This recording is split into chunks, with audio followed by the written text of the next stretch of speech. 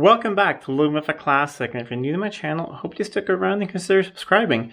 In today's video, I'm going to show you how to replace leaking cam cover gaskets on a Jaguar V12. And if you know these engines, you know that's pretty much all the way down. So injectors need to come off, lots of connections, lots of vacuum lines, the intake manifolds, so it's quite a job, but I like to call this a bit of a major service. So it's very common on these that they leak when these cars get old if you have the original gaskets. And it's one of those things that while you're doing it, there's so many other things that you can fix at the same time. It's an excellent time to get to your spark plugs.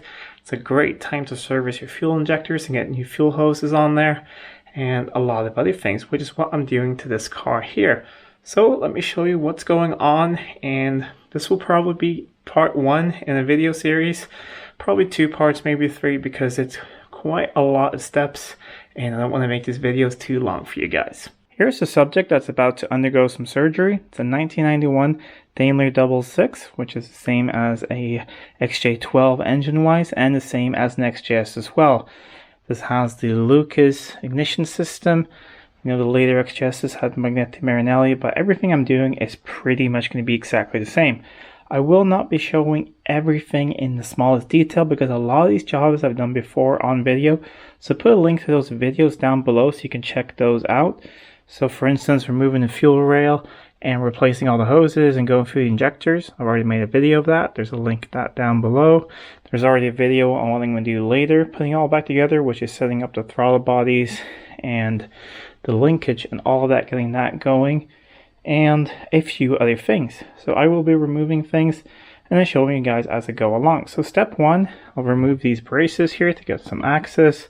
I'm going to depressurize the fuel system and then remove the injector rail and that. Remove the cruise control, put that to the side, get that out of the way. Then we'll do distributor plugs and that, inlet manifolds, and then finally we will get down to the cam covers and replace the cam cover gaskets, and then just work our way up cleaning everything as we put it back on. I've removed all of the small little nuts here and the washers. Disconnect all the connectors on the injectors, the fuel hose in, the fuel hose out, and I've also removed the cruise control out of the way. Disconnected some other things and some zip ties, so hopefully all of this should just lift up now.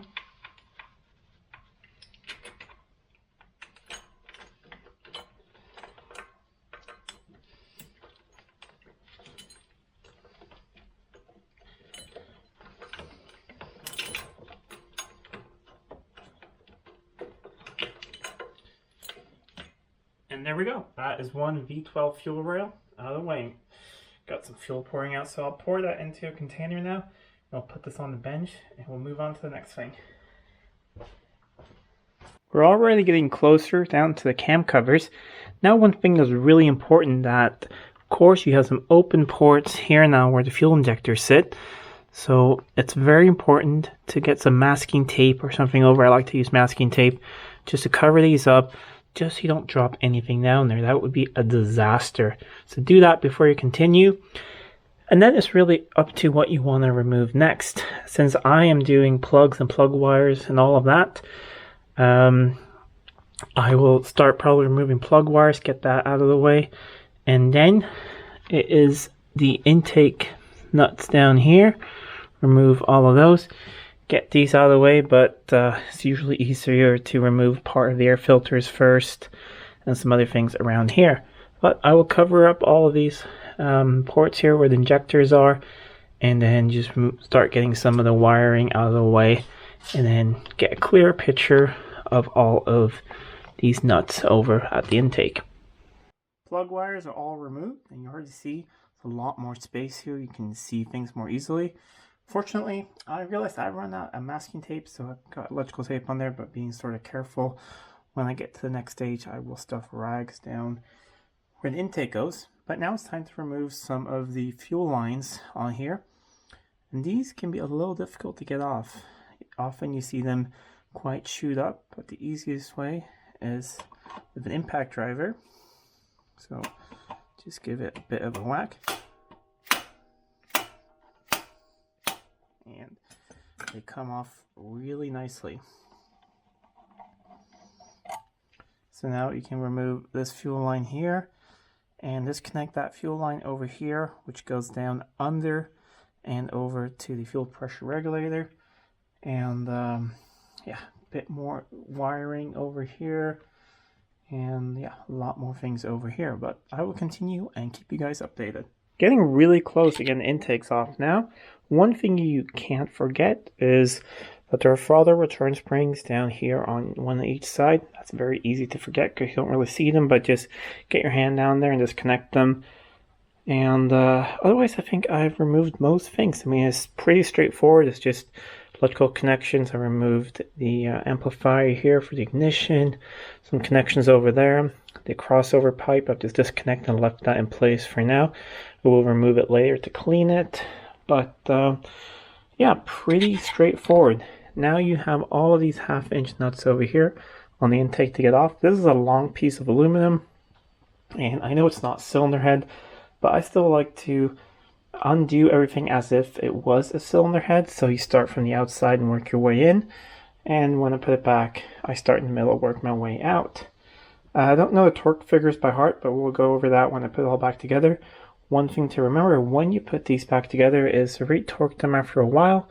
They do like to loosen up these, and also on a car that you've just gotten, you can torque these down. Just make sure that they are tight, because they do like to loosen up and then you get intake leaks.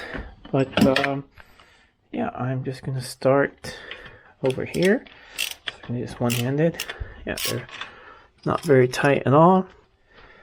So I will just continue, undo all of these. It's good to have a magnet tool to get them up, collect them.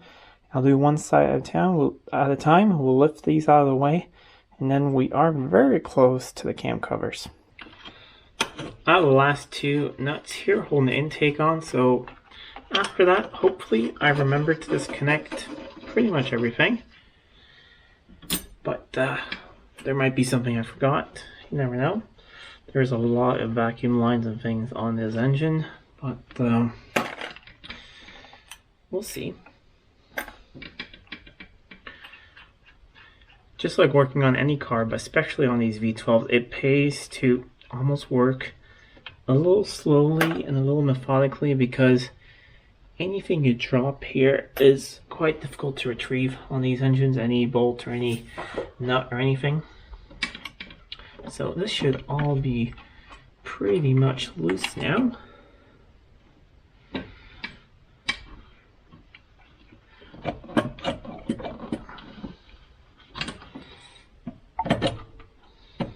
Just a hose here on the auxiliary air valve. I'm taking off.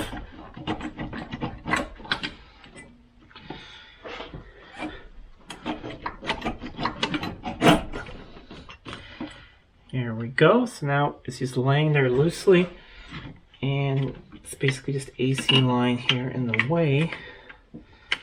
But I think I can move that, plus some more hoses over here.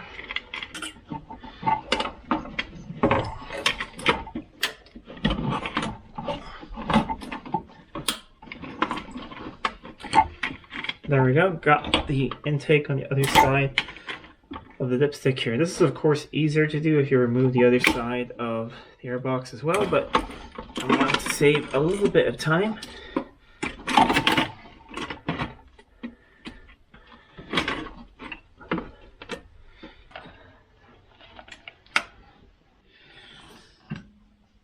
Now I think it should all be fine.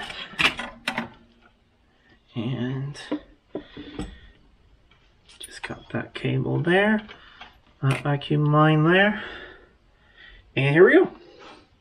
As soon as you get an intake off, it's very important to plug up the intake holes here that go, of course, into the head. You don't want to drop anything down there, any dirt or anything at all. Easiest thing is just get some clean paper and make a nice little plug in the hole. So all of those 6 are plugged now, and then I can remove the gasket later and clean around here. And you can be kind of careful, just scraping and vacuuming and getting some rags. You can get it pretty nice and clean down there. But you can see where oil has been leaking. It's leaking there. So it was wet there. I could feel when it's running. And the back of the cam cover over here, and the same on the other side. Pretty common on these engines. Wasn't catastrophic on this one, but because we were going to do plugs, we were going to do fuel injectors on this car, and a few other things, I talked to the owner. I said, it's just a lot easier if we do cam covers now as well, because if they start leaking a couple of years down the road even more and start going down more in the exhaust, you can smell a little bit of burning oil, but it wasn't terrible. It's a pain to take all this apart again.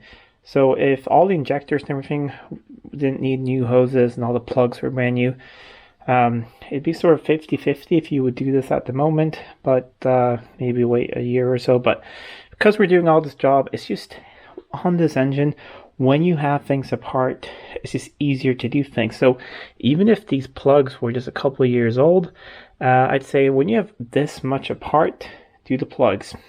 It's just, they're never going to be as easy to get to as they are right now. So I'll do the same thing now on the other side, get that intake off, and then we're pretty much ready to get the cam covers off.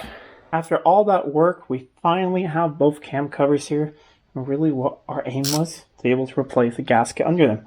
So they're pretty straightforward to get off. You just have to, or four bigger nuts over here. Got some bolts down there. But once again, it is a long piece of aluminum, so undo it from the outside in. So I will start over here. I've already loosened a few things already.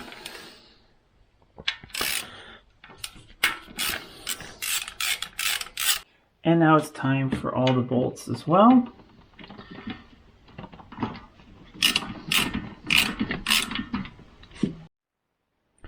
Now this should just simply lift up.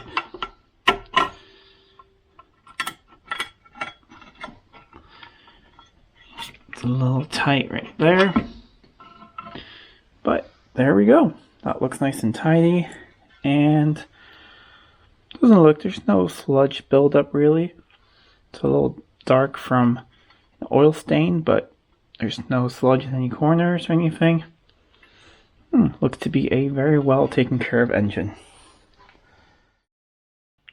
And that's it for part one. That's how you get everything apart to get the cam covers off in order to replace them. Join me in part two, where I will have cleaned everything up and we'll put everything back together with new gaskets, and I'll give some tips on things that you can have a look at and replace while you have all of this apart. Anyways, if you like this video, please give a thumbs up, share it with your friends. And if you're not already subscribed to the channel, please do subscribe to the channel. It really does help out a lot.